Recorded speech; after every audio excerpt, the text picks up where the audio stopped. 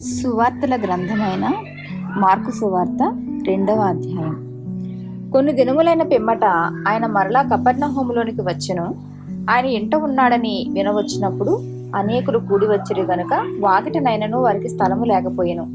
ఆయన వారికి వాక్యము బోధించుచుండగా కొందరు పక్షవాయువు గల ఒక మనిషిని నలుగురి చేత మోయించుకుని ఆయన యొద్దకు తీసుకుని వచ్చిరి. చాలా మంది కూడి ఉన్నందున వారు ఆయన యొద్దకు చేరలేక ఆయన ఉన్న చోటికి పైగా ఇంటి కప్పు విప్పి సందు చేసి పక్షవాయువు గలవానిని పరుపుతోనే దింపిరి. యేసు వారి విశ్వాసము చూచి, కుమారుడా, నీ పాపములు క్షమింపబడి ఉన్నవని పక్షవాయువు గలవానితో చెప్పెను. శాస్త్రులలో కొందరు అక్కడ కూర్చుండి ఉండిరి.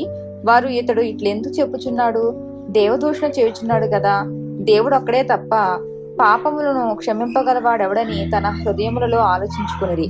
వారు తమలో తాము ఇలాగున ఆలోచించుకునుట యేసు వెంటనే తన ఆత్మలో తెలుసుకొని, మీరిలాంటి సంగతులు మీ హృదయములలో ఎందుకు ఆలోచించుకొనుచున్నారు? ఈ పక్షవాయువు గల వానితో నీ పాపములు క్షమింపబడి ఉన్నవని చెప్పుట సులభమా? నీవు లేచి నీ పరుపెత్తుకొని నడువుమని చెప్పుట సులభమా? అయితే పాపములు క్షమించుటకు భూమి మీద మనుష్య కుమారునికి అధికారము కలదని మీరు తెలుసుకొనవల్లని వారితో చెప్పి, పక్షవాయువు గలవారిని చూచి, నీవు లేచి నీ పరుపెత్తుకుని ఇంటికి పొమ్మని నీతో చెప్పుచున్నాను అనెను. తక్షణమే వాడు లేచి పరుపెత్తుకొని వారందరి ఎదుట నడిచిపోయాను గనుక వారందరూ విభ్రాంతి నుండి, మనం ఇలాంటి కార్యములను ఎన్నడూ చూడలేదని చెప్పుకొనుచు దేవుని మహిమపరిచిరి. ఆయన సముద్ర తీరమున మరల నడిచిపోవచుండెను. జనులందరూ ఆయన యొద్దకు రాగా ఆయన వారికి బోధించెను.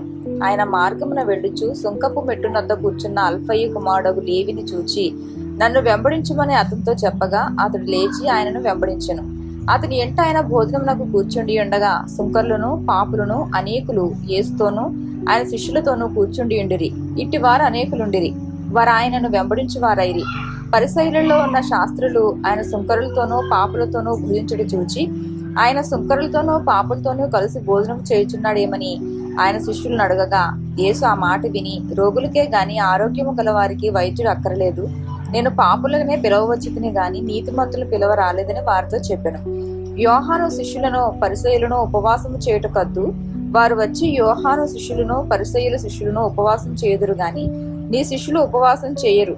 దీనికి హేతువేమని ఆయనను అడగగా, యేసు, పెండ్లి కుమారుడు తమతో కూడా ఉన్నంతకాలం పెండ్లి ఇంటి వారు ఉపవాసం చేయదగునా? పెండ్లి కుమారుడు తమతో కూడా ఉన్నంతకాలము ఉపవాసం చేయదగదు గాని పెండ్లి కుమారుడు వారి యొద్ద నుండి కొనుకోబడు దినములు వచ్చును. ఆ దినముల్లోనే వారు ఉపవాసము చేతురు. ఎవడును పాత బట్టకు క్రొత్త గుడ్డ మాసిక వేయుడు. వేసినడలా ఆ క్రొత్త మాసిక పాత బట్టను వెలికిపరచును, చినుగు మరి ఎక్కువగును. ఎవడును పాత తిత్తులలో క్రొత్త ద్రాక్షారసం పోయుడు.